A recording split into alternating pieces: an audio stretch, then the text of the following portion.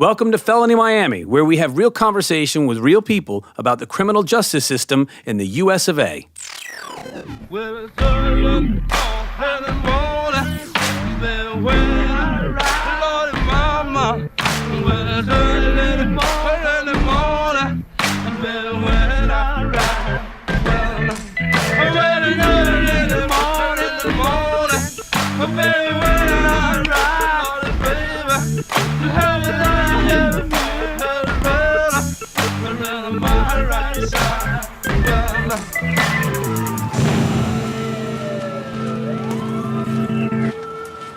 Gloria Taylor is almost 30 years into a lifetime prison sentence for nonviolent drug trafficking. In 1990, she was arrested in Polk County, Florida, for possession of 21 grams of suspected cocaine.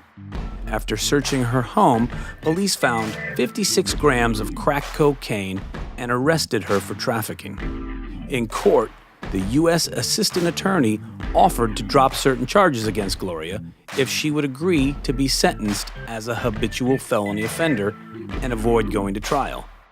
What neither she or her public defender knew when she accepted the plea is that the judge and prosecutor, at their discretion, would max out her sentence at 999 years. As of today, the system has decided she should die in prison. She has exhausted all her appeals. Her daughter, Jamina Taylor, has started a petition to raise awareness and to seek clemency for her mother.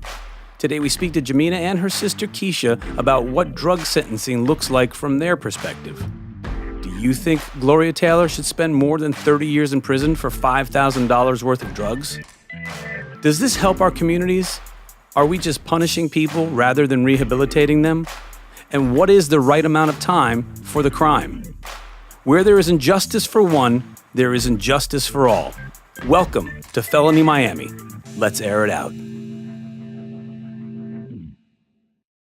Hey, welcome back to Felony Miami. In today's episode, we have Jamina Taylor and her sister, Denisha/Keisha, here with us. And they're going to tell us about what happened with their mom, who was given a life prison sentence for possession of 2 ounces of crack cocaine in 1994. And we also have our esteemed colleague, Dr. B, a hip hop entrepreneur slash cardiologist, all around general cool guy. We're happy to have everybody here. And I am your host, Joe Stone. Welcome to Felony Miami. So, Jamina. Yes.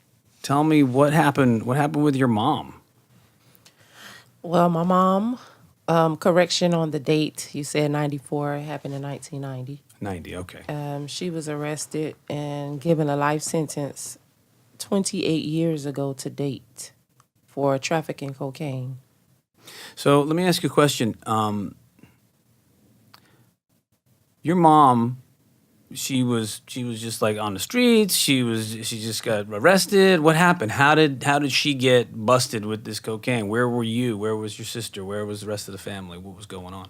Well, on Friday, March the 2nd, 1990, we were home. There was no school that day, and all of us was home. My mom had 3 kids at the time. It was me, my sister Denisha, and we have a brother. His name is Jamel. And she left the house that day. We had a nanny. Her name was Nisi. Nisi was at the house as well with us. And my mom said, Nisi, when I come back, I'm going to take you to buy a bedroom set. And we never heard from her again. All of a sudden, there was a knock at the door. I walked out of it because we all were in the room. It was me, Denisha, and Nisi, and my brother. We were in our room because How old were you at the time? I was 10 years old at the time, and I heard a knock at the door. So I went to the door to answer the door. My sister came out to the hallway to peek to see what was going on, if I'm not mistaken. Yeah. No? And who was at the door? It was a big Spanish-looking guy at the door, dressed in plain clothing. Had you seen this guy before? Never seen him in my life. Okay. And so I opened the door. After peeping out, thought it was somebody that I can open the door for. And he was like, hello, is Gary Taylor here?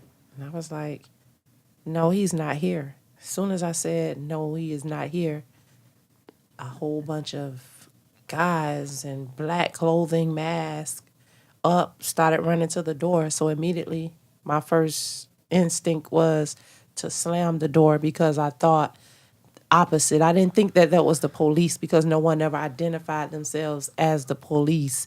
So you thought it was like a robbery. I thought it was a robbery. It must have been terrifying. I was terrified because I really thought that our lives were going to end that day. What did you think was going on, Tanisha?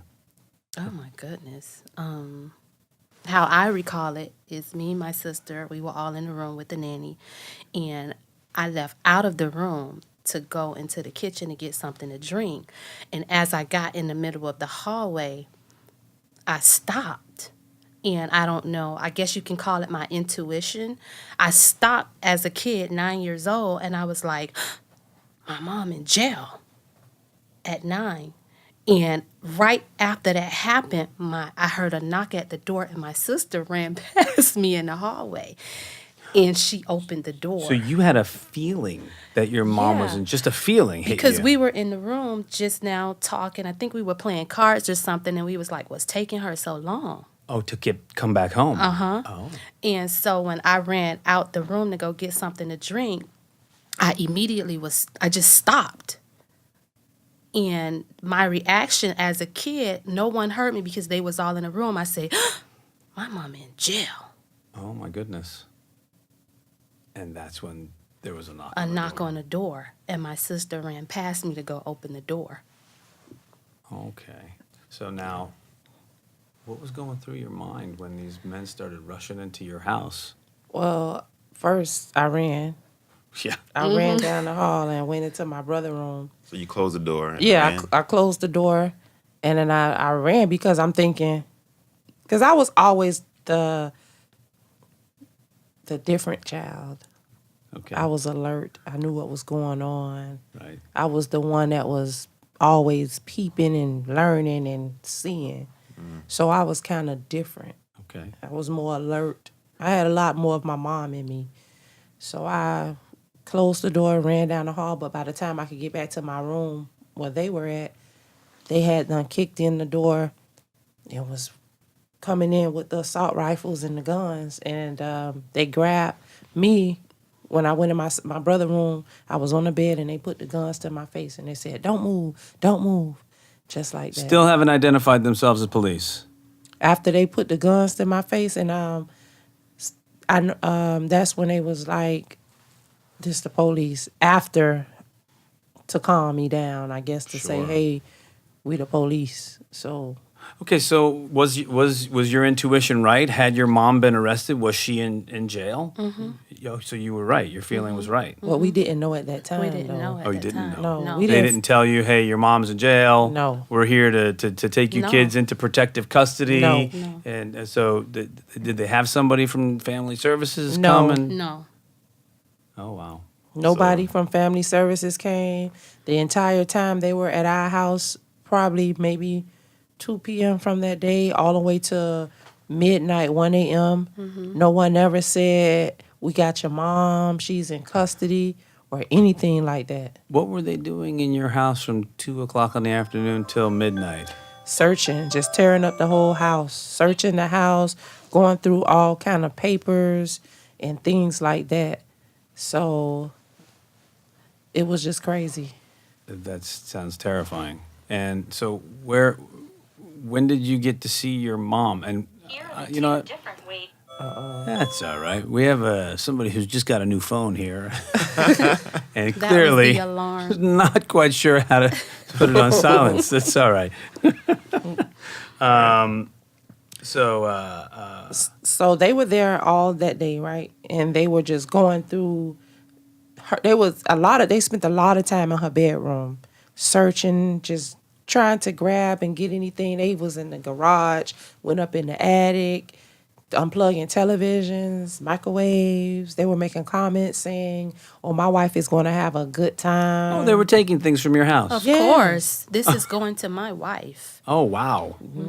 They were saying that, and then they had us sitting in the living room, Indian style. I think they had the little plastic cuffs on my brother because he was tall, but he Okay. was still a child. Because if I was 10, he was 13. Right. And it was just, nobody ever said we have Gloria. My mom's house phone was ringing. They were answering the phone. Oh, Gloria told me to come meet you. Where you at? They were doing all of that. 'Cause they were doing some undercover work while they were undercover. Yes, they were. They were leaving the house to meet people that was calling her and everything. So they could try to make other arrests. So let me ask you a question. You, this past year, started a petition. Yes. You started a petition because your mother pleaded no contest to the possession of cocaine. She was given a deal by the attorneys, and the deal was take life in prison. Versus what? Did she go to trial? Did she have like counsel? What happened? Because this petition you started is to try to get your mom off of this life sentence for 2 ounces of crack cocaine, yet she's still in prison. Still in prison. 28 years. 28 years. Yes, and that's the reason why I started the petition, is because it's unjust to me. And I go see my mom, and it hurts my feelings to see when I go see my mom, her eyes are just teared up. Sure. And I missed a whole lot of parenting. And what got me crunk is the rapper Meek Mills had went to jail probably like 3-4 months ago for a violation of probation. And then every time I would scroll on social media, I would see so much support from all of these big time celebrities. Oh, free Meek Mills. This is unjust. This is this. So Right. the whole time I'm reading all of this stuff, I'm like, unjust? He violated probation. He'll be home in 2 years. I mean, I was attacking all of the posts. All of the posts. I mean, that's how we found you. I mean, so that was an effective strategy. And you made some noise. And that's what I was trying to do, because I felt like if you're going to talk about unjust, then we have a real unjust situation. And the more that I've been digging into the case, it is very unjust. My mom's case, as I've been reading, it had a maximum of 3 years. Okay? My mom was sentenced as a habitual offender. Right. They had her to sign a paper that stated that she was going to get 12 years. They never said anything about a life sentence. She was going to get 12 years for the sale of cocaine, or she was going to get 12 years because she was a habitual offender? Well, they had a listing. They had like 1, 2, 3. They put on number 3, it stated defendant will be sentenced as a habitual felon. Right. And then number 7 stated the time. And it said that she was going to get, this defendant 12. should be sentenced to 12 years. And it should be ran concurrent. With any other charges. Charges. Because when we were reading over some of the documents, we saw that there was a weapons charge, armed robbery, a few years earlier. And I guess, according to the way the laws have been written, habitual offender means if you've done anything in a certain category within that 5-year period, you're considered habitual. I want to state something when Yeah. it comes down to the armed robbery. You know that if you get caught stealing out of a store, they can say that's an armed robbery if you have something on you. Because like a knife or pepper spray? Or yes. Is anything? Yes, It doesn't have to be a gun? Because you're stealing from the store, and it's not about what you do, it's how you do it. Because I know someone that got in trouble from shoplifting out of a store, but they charged her with an armed robbery too. So that's something that I'm trying to dig into now to find out what type of armed robbery was it? Because if it wasn't really an armed robbery, if that's just the charge that they gave her for something that a weapon was not used in, or maybe she had something on her at the time of an arrest, and they Right. say, okay, this is an armed robbery. Right. But either way it goes, I don't think that life in prison is the proper sentence. No, we agree. I mean, that's one of the reasons that your story, piqued our interest and appealed to us, and we wanted to have you in here on the Felony Miami podcast to get your story. So let's just go back for a second. When you kids were sitting in the house, and Denisha, you had this intuition that your mom had been arrested, and in fact, she had been arrested. Do you guys know the story? When was the next time you got to see your mother? Was it in court? Yes. How much time between then and the time you got to see her in court? Well, being that the situation happened in Polk County, that night when after they left, I called my aunt. My dad has one sister, and her name is Jean Pruitt. She passed away in 2007. They got in their cars that same night and drove up there and got us. And we had to come back to Miami. Okay. So that's why we never saw her like that until it was court time. Okay. Also want to let you guys know that my mom was pregnant when she got arrested. Wow. She was. Yes, and she had her baby in prison. I was going to ask you about that because you said she had 3 kids at the time of her Yes. arrest. And Was she the went 4th one on the way? Yes, Okay. Wow. So she had, was it a boy or girl? a boy. So she had her last child, her son, while incarcerated? Yes, And do you have a relationship with him? yes, Yeah? Okay. yes. Because my grandma had to get him, so he was raised around us. But when my grandma took sickness to Alzheimer, I called his father, which he lived in Polk County. Okay. And I had them to come get my brother because I had one child of my own, 19 years old. I couldn't really be a mom, to him and my child. Well, at least that's what I thought. Now, today, I wish I wouldn't have sent my brother to Polk County. Wow. Got you. So, Go on. so I'm a physician, right? Yes. So basically, I always think things in terms of like what are we doing here? Like, is this actually solving the problem, right? And so I go back to square one, which is the purpose of your mom being locked up for life is to somehow decrease this drug problem that was going on at the time, and that's a separate argument about putting people in jail for drug crimes. But beyond that, the whole premise of your argument is that you feel that a life sentence for drug trafficking is not an appropriate sentence. And my question to you is that what are the downsides of your mom being locked up? So in addition to the fact that she's in jail, and we can argue about whether or not life in prison is a good thing or bad thing, and if that's actually going to decrease drug use in America, which it won't. But the question is, what collateral damage or things have happened as a result of her being locked up? Well, that's a good question. Well, one of the main things that I know it caused damage to is the relationship between me and my siblings. Because we all were raised from different households. You guys got split up? Yes. Oh, yeah. That's a tough age to get split up at 9, Yeah. 10, 13. Yes. So After being split up before. Yeah. Because we weren't raised together. My sister was born in prison. Yeah. wow.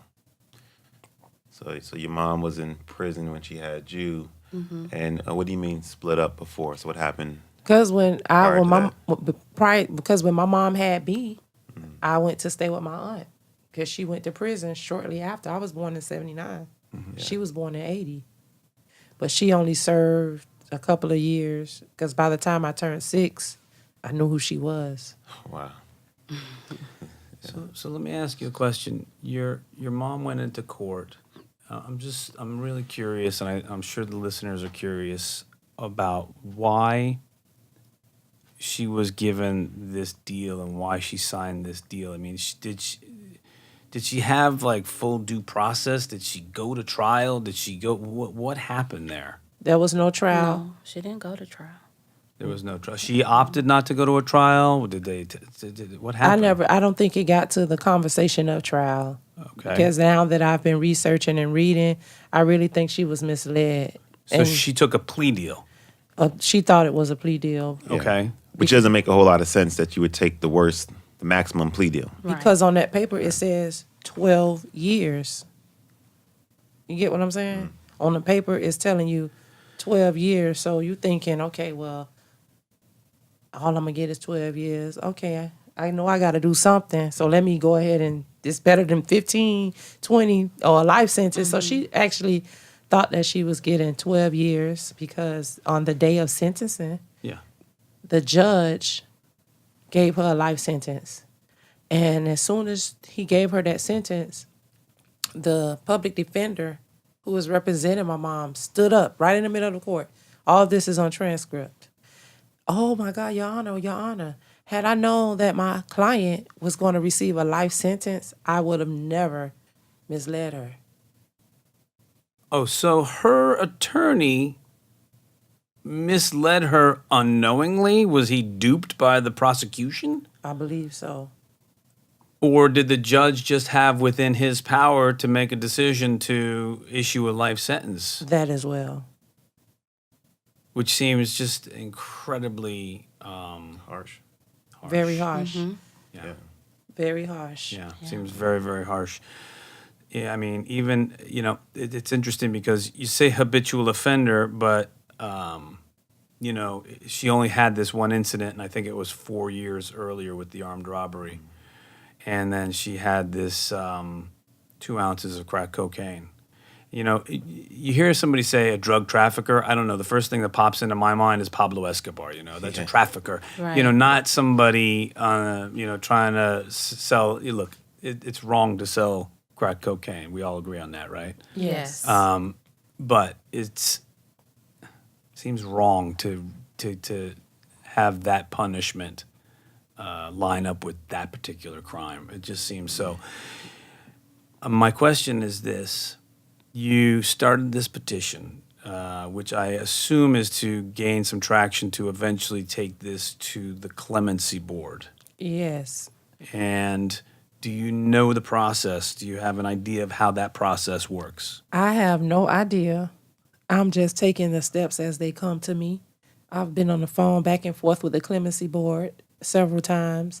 I had my mom to send a power of attorney so that they would actually speak to me, because if you don't have that power of attorney, they won't speak to you.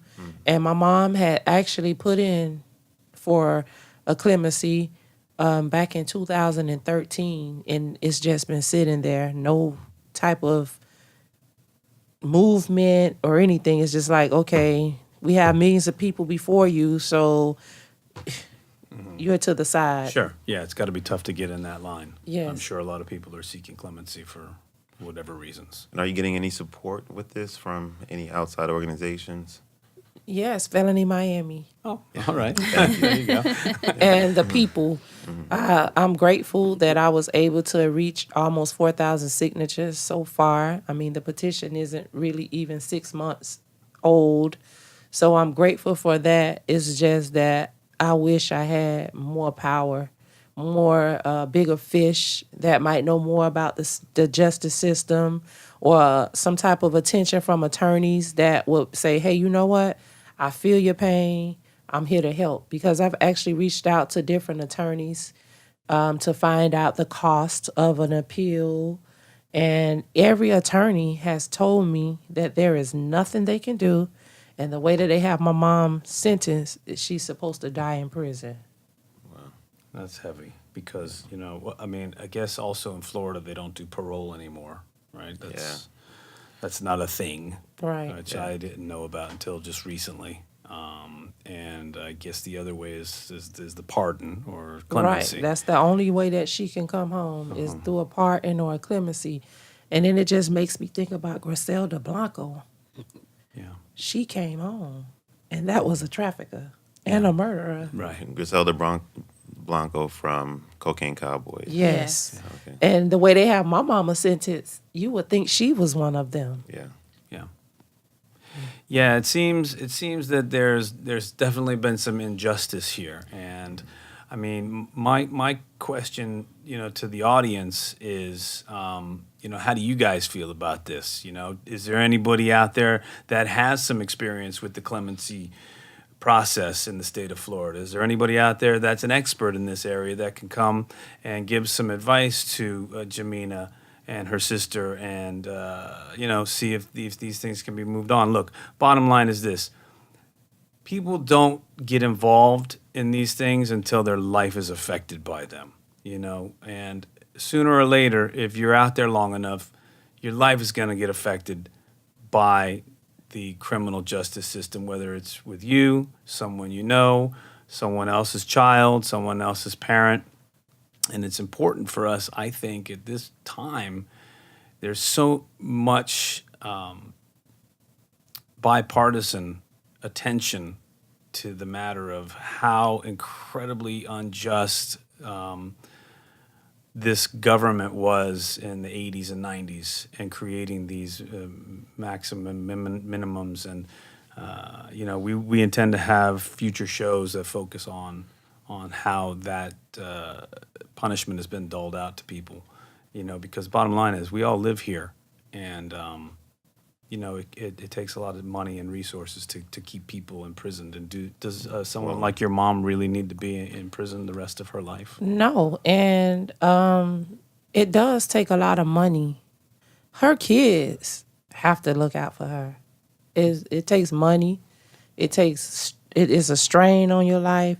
My whole another reason why I'm so happy to bring light to the situation is because I want people to understand that she's not the only one doing a life sentence. I'm doing a life sentence too. Uh-huh. Because there's a lot of things that I've endured in my life. Yeah. And if I would have had a mother there to guide me and teach me and things of that nature, I would have been. I didn't turn out bad, thank God, but I know I could have been better. And just because my mama sold drugs, that doesn't mean that she wasn't a person that can teach me things Or love you. or love me. That was just her way of taking care of her kids. My mom started selling drugs in 1971. My mom was one girl out of 7 boys. So maybe she followed her brothers. Maybe she Sound like followed a family business. Right. And then, a lot of times we become product of our environments. Everybody can't afford to be over here and be over there. Some people actually projects, Yeah. low income housing. And for some strange reason, those type of environments come with that. Well, they incentivize it, actually, right? Yes, like if you stay in low income housing, drugs gonna be sold. I'm sorry, it just That's baked into the the cake. demographics is there. So And it goes to the question of what are you doing, right? The criminal justice system is it actually decreasing decreasing the thing that they're trying to decrease, which is drug use. it's not. Right. So are less people using drugs? No. Are you improving the quality of lives of people? Are less people dying, or are these policies actually causing more death and suffering ultimately? And your story, like you said, you're serving a life sentence as well. You're being punished for your mom's crime, and so have you. Mm-hmm. And the question is, could this have been handled a different way that would have actually benefited everyone involved? And these are the kind of discussion that we want to have, because we've kind of accepted the criminal justice system as is. But what are you trying to do? Like, if somebody's doing drugs, are you trying to help them, or are you trying to punish them? Because we're very good at punishing people, but not necessarily good at preventing the actual outcome, which is less death and less suffering, less drug use. if you're gonna lock the dealer up, take the customer too. Exactly. If you're gonna rehabilitate one, Yeah. rehabilitate them all. Because I took the time out, and I one day I was just thinking to myself, and I said, they'll lock the dealer up, but they'll leave the user out here to continue to destruct themselves. Well, they were locking up a lot of users too Yeah. for during the 90s. Yeah, You know, but this is Florida actually, Yeah, they were. was the pioneer in drug court. Florida is the state that started here in Dade County actually that started the concept of drug court and these diversion programs with drug users saying, "Hey, wait a minute, maybe not a criminal activity, maybe an actual public health crisis." Yeah. Because look, and all the research shows addiction is a disease. Clearly there can be people that can smoke crack cocaine and get physically addicted, and that can happen with all. Listen, the Colombian cartels didn't become, billionaires because people don't want to do this stuff, right? And it's, I think, also proven that, white, black, there's an issue there because there's a lot of white kids that do the drugs, and that privilege, the money, and look, and the color, Yeah. and and I'm a white kid who I'm not a kid anymore, but I experienced that privilege myself. I've had tangles with the police, and because my parents had a little bit of money and they knew to call a lawyer, and I was fortunate enough to have a lawyer come and represent me. I didn't end up getting charged with a felony and then having my rest of my life, because I was a teenager when that happened, scarred by that, because it's not easy to go forward once you have that in your life. Have you ever had any run-ins with the police, Jamina? Yes. Yeah? Yes. And? Well, I've overcome all of the run-ins. They weren't really like terrible situations, but like I said, it's all about the guidance and someone around you to teach you right from wrong. I mean, we do know right from wrong, but sometimes we don't know when it's right and when it's wrong either, especially if you're not familiar with the situation. So, yes, I've had run-ins, but not all the time, just few or whatever. But I've always been a good speaker. Now, let's get that correct. You put me in front of the judge, I'm going to talk to the judge. Okay.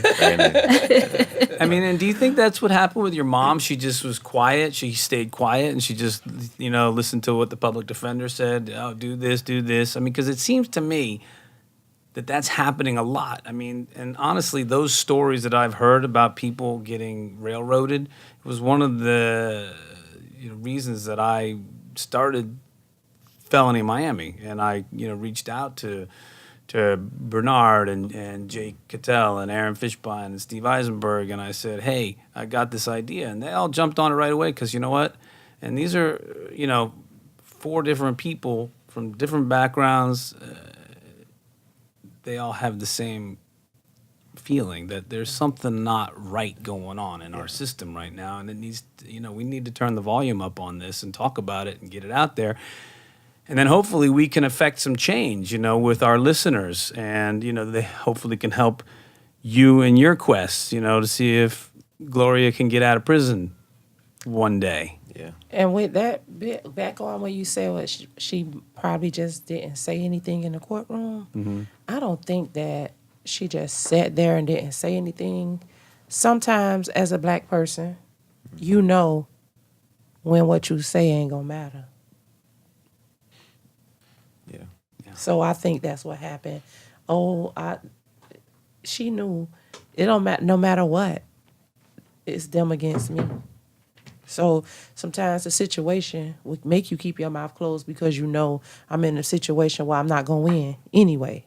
Yeah. And she was in Polk County, right? Right. Yeah. And Polk County is known for its history of racism. I've been called a nigger before riding my bike. In Polk County. Yes, I was riding my bike, and this person rolled by and was like, "Move out the way, nigger." It didn't bother me. But I've been called a nigger before. That bothers me. Yeah.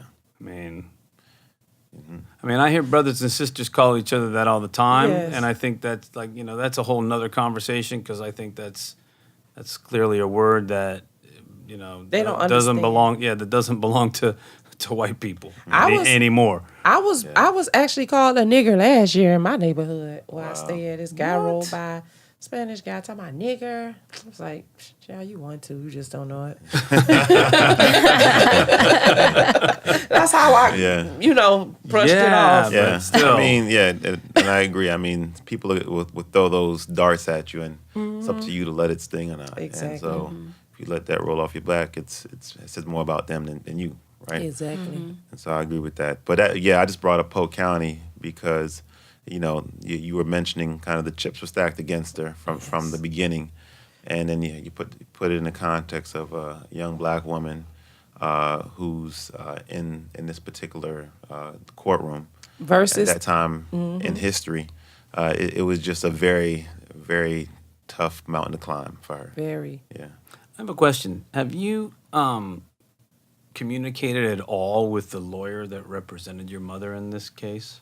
No, I just found out who he was thanks to Felony Miami. Oh, look out. Yeah. You guys Our are very. crack research team. Okay, maybe crack's not the right word, but our killer research team. And you know what? I really want to put this out there. Felony Miami, you guys have really opened a lot of insight for me by knowing how to get certain things. Like, say, for instance, I would have never known about the 12 years had you not helped me by researching things that I didn't even know you were researching. That's Jay Cattell, master researcher. He's amazing. Big up. The research that he's given me, I think these are the things that are going to help my mom. Sure. Yeah. I don't even, the stuff that I'm seeing is better than the transcript. I was like, I'm seeing behind the scenes. Which is what you're going to need. And I know we had a conversation with somebody else that was, part of the Felony Miami Circle, and that person, said how important it is that when you get your shot in front of the clemency board, that you come in as a real person, with your real emotions and just real stuff, because it's not, a lot of times for them, it's not about fancy legal talk and having your evidence lined up and having the different data. It's more about what's going on really in here with you and your family and the community. And, what does your mom have to say about all this stuff? Yeah. That's great. About the Felony Miami or just overall her life Overall, sentence? everything. Yeah. My mother is very tired. She's very tired. She has hope and faith. I must say that. Every year she says, I'm coming home this year. I'm coming home this year. And when the New Year, her birthday is New Year's Day. So every December 31st, I feel like we didn't do enough to help her. So she's still hopeful that she's going to Yeah, be she home. be saying, I'm coming home. And that's sad. 28 going on 29 years. My mama missed my life. My mama missed my sister's life, my brother's life. We have Her kids. grandkids. Yeah. And a lot of times it's kind of sad because when my kids go to see her, it's like the questions that they ask about their grandma. What kind of questions did they ask? When is grandma coming home? Or what did she do to get there? Or And how do you answer that? I just tell them the truth. You do? I tell them the truth. 'Cause that Yeah, can because keep them- it sheds light to them as well. Okay. So I tell That's them very the brave. truth. Mm-hmm. Yeah. And that's I think it's the right thing to do because there's too much, covering up of truths for, this next generation. Or they're always asking, when is grandma coming home? And it kind of does something to me when we go there because it's like they're kids and it's like they're asking all of these questions and it kind of affects them because they don't have a grandmother in their life. Right. And you had a time in your life when she was at home, and your kids have never experienced her being at home for them. They've only experienced a relationship with their grandma from prison, and that's got to be How- difficult.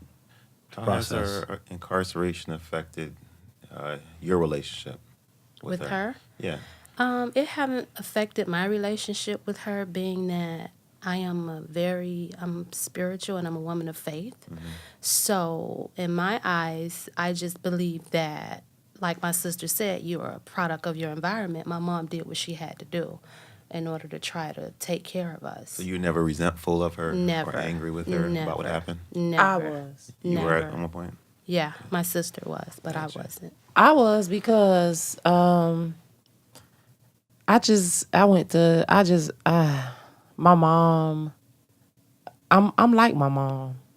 A lot of people say you look like your mama, you talk like your mama, you move how your mama moves. So it affected me because I think my mama kind of knew that. So she was a She little did. tough on me.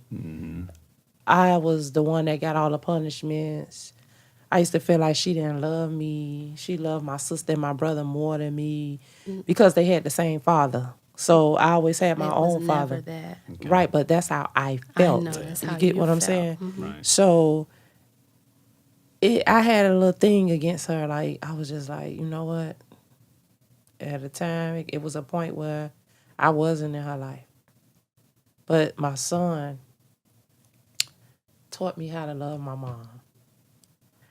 My son used to hug on me and kiss on me and stuff like that. And I never, like, rejected him. But inside, I didn't know how to receive it because I did not know why this child loved me so much. And as I got to become a mom years, I realized that was the love a child have for their mom. And I did not possess that inside of me. So that's why I didn't know how to relate to the hugs and the kisses and from this little person. You know, just Yeah. crazy about me because I was a proactive mom. My mom was a hustler. So she wasn't really that mother type. My mom was militant, but she wasn't bad. Right. And it was a reason why she was militant, probably because she knew what she was into. See, sometimes the things that you do can turn you into your character. It can set the stage for your character. So my mama was a strong person. We strong too, believe it or not. No, I believe it. We I are. see it. I'm looking at you. Yeah, I co-sign on that. Yes. We strong too. So that's a gift and a curse because I prefer to be a strong woman before I be a weak one. That way, because my sister has boys and one girl, and I have a boy. So God made us tough for a reason. And now I think the reason is because he knew that way beforehand we were going to be fending for ourselves. Like growing up out here, just, Without a mom. without a mom. Yeah. Without a mom. So, if and when your mom gets out of prison, how about we just say when she gets out of prison? Yes. Do you have any plans? Yes. Just For be her. a grandma. Yeah. I'll take care of her. Nice. To have that bonding relationship. Yeah, you she know? don't have to do anything when she mean, come home. Just look forward to the Between future us- to build those memories. Between us, she'll sleep good at night. She won't be on the bus stop and she won't be hungry. Gotcha. I mean, because I just found, as a matter of fact, I did not know, the last time I spoke with you, I did not know my mother's age. She's 61 years old. She got arrested when she was 34. Wow. That's a long It's a time. long time. So my whole point is, she did a crime. Time has to be served. I'm not trying to say, oh no, let her go because she was right. No, she was wrong. Right. You could have gave her the 12 years. She had to do some time, but not her life. So Yeah. going forward from here, now you've started this petition. You've seen some of the transcripts. You've seen some of the documents from the arrest, from the attorneys that we were able to share with you, and we'll also be able to put some of that on the Felony Miami website. But going forward from here, do you have any concrete plans on what your next steps are? No, and I'm being so honest. I'm praying for plans. I know we're getting ready to get a new governor. This is the last year for Rick Scott. I don't think Rick Scott is down with clemency. Yeah, there's been some interesting things going on with the Clemency Board this last year in Florida. And, to me, if you don't have a plan, you need to get one. So You need to get a plan in place. this the thing. Yeah. A new governor is going to start running. I know Charlie Chris. I met someone who Charlie Chris pardoned. She's on my side telling me things to do. She knows my mom, too. That's how she found me online. She was like, oh, my God, I know your mom. I did time with you. You'd be so surprised how many people I've met that has ran through the prisons, even friends of mine that done got in trouble that met my mom. So my plan is to find out who's going to be running for governor and say, look, this is how I feel. Like, give it to them raw because it's there.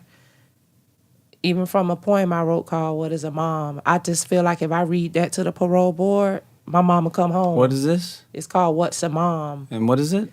It's something that I wrote from the heart. It's like a long... It's not even a poem because it's not rhyming.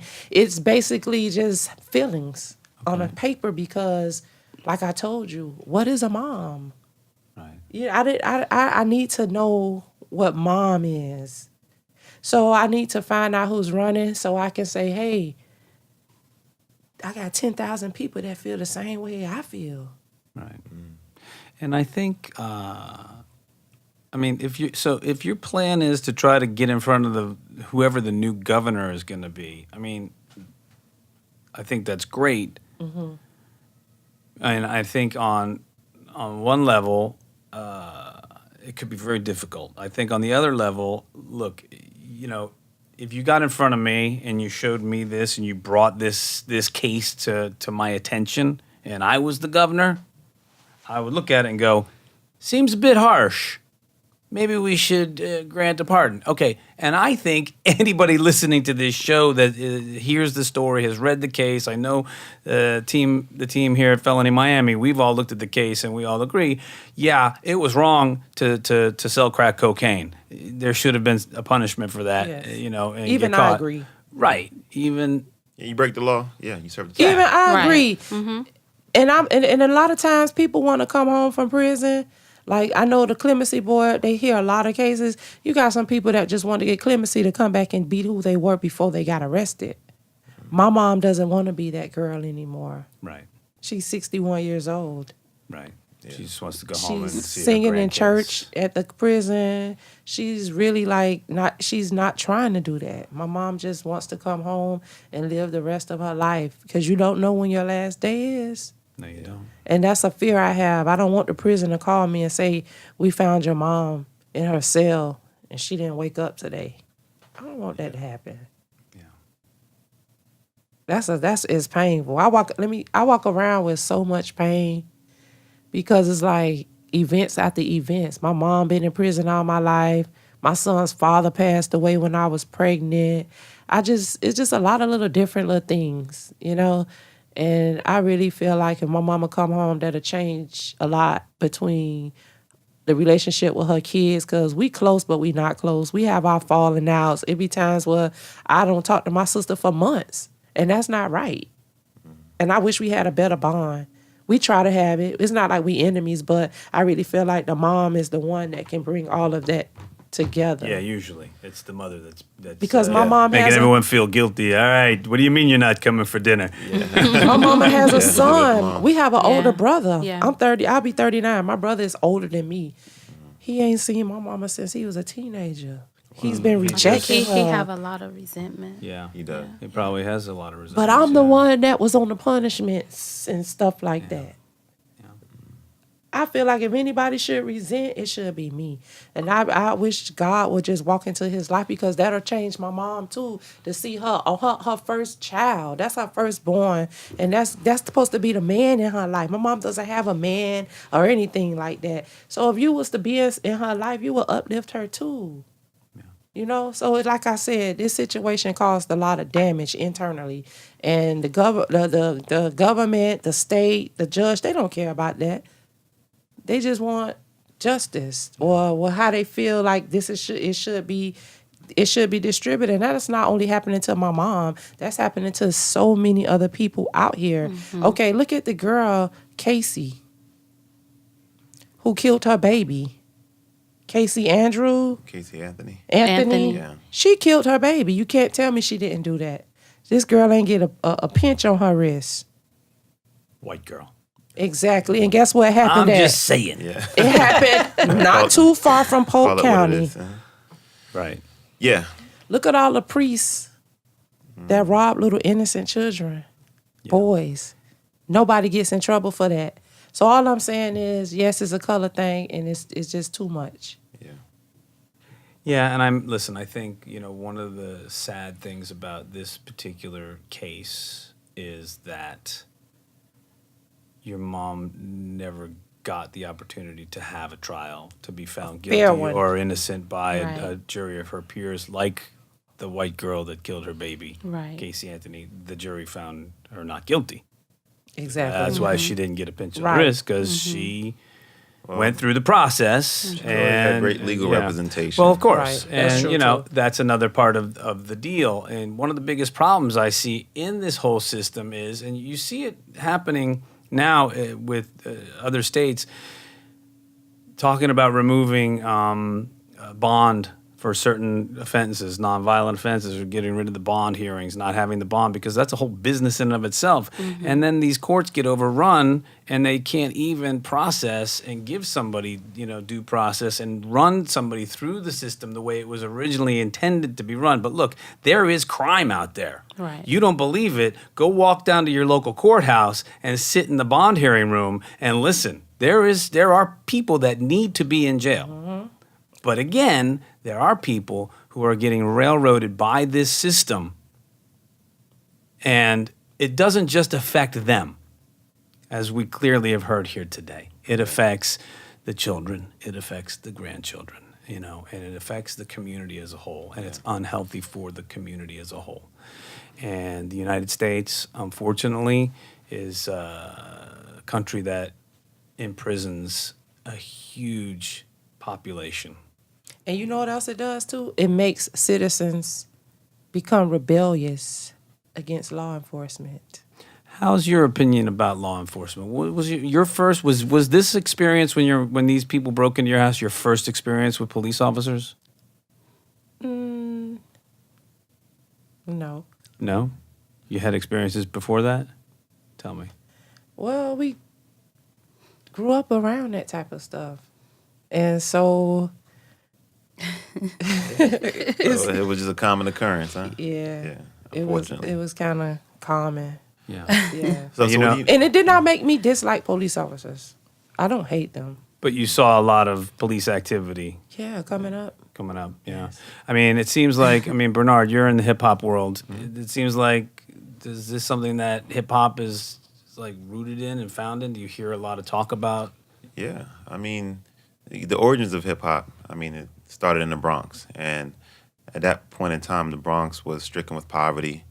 It was there was a lot of riots at that time in America, and the Bronx suffered a lot of setbacks in terms of self-destructive behavior. But a lot of people were rebelling, and hip hop is a manifestation of that. And so when you said it makes people want to rebel, I wanted you to elaborate on that, because to your point, Joe, there are a lot of similarities, I guess, or at least hip hop is a manifestation of this circumstance in a lot of neighborhoods. But I wanted you to elaborate on why you felt people would become rebellious as a result of the criminal justice system. Because a lot of people see the wrongness in the system. A lot of people have, like, outside of my mom's, everybody knows somebody that has had a run-in, good or bad, white collar or whatever. And you get to see for yourself what's right in your belief and what's wrong. So, say for instance, police shootings. A lot of people rebel against the police since we've seen so much footage now, because the camera phones, they show you everything, and somebody's always recording. So we could just take for example, remember the guy that got pulled over by the police officer, and Orlando. him. It's a couple of them. But we could talk about Philandro, because that was very heartbreaking. This guy told the officer, I have a gun. Michigan, yeah. I have a license for my gun. There was a child in the car and a woman, and you shot inside of the car. Someone on the outside watching that is furious on the inside. A righteous person, a person with a heart, a person with sense. We're going to say a person that has, as a word I'm looking for, that's not judged, that's not biased, isn't it? Yes. Yeah. So you watching that and you see that go down, you're gonna be like, the police. You're not gonna feel good about the police. Yeah. So when other people see the police doing the most, I would say, like overdoing things that make you be like, you know what? I'm staying away from the police. That's why a lot of people don't tell the police things, because they just rebellious again. They feel like the police don't like me, so I don't like them. Yeah. And that goes on, and it happens to kids. Let's just say the kids, like that little girl that was in that car. She's not gonna like the police. Yeah. And it's tough because it actually makes their job more difficult, because at the end of the day, people are going to have resentment against police and be more willing to do things. And I've witnessed growing up in different areas, or even hanging, because I used to hang in the hoods, to be honest with you. And you used to have police back in the days that got along with everybody. They knew how to ride around in the neighborhood and speak to everybody. They don't do that no more. And that's a problem. That's why people are rebellious, because you're not my friend, so I'm not going to be your friend. Yeah. That's with anybody. You don't have to be a police. Just like if me and you, you don't speak to me, I'm not speaking to you. You don't like me, I don't like you. So that's what makes them rebellious. Yeah, that's a whole systemic problem Yeah. too. That we can. I mean, that's a whole show, honestly, Yes. Yeah. because there's clearly an issue with the way policing has changed in the last 20, Yes. 20 Yeah. years. serve and protect his relative, right? Right. And that's what they're supposed to do, but certain communities view police very differently based on their experiences. Exactly. Clearly. Yeah, I mean, and you can see the proof of that Yeah. and all the, like you said, video footage. And it's a minority thing. We're going to just keep it real. Yeah. Minorities are most likely to be rebellious against police officers than a white American person.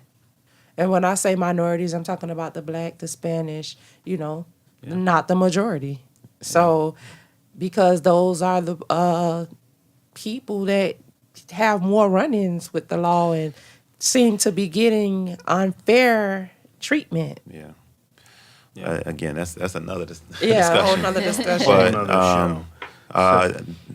definitely wanted to give you the opportunity to tell us where people can go if they want to support your mom's petition or help provide any resources to see if we can come up with a plan to get her out.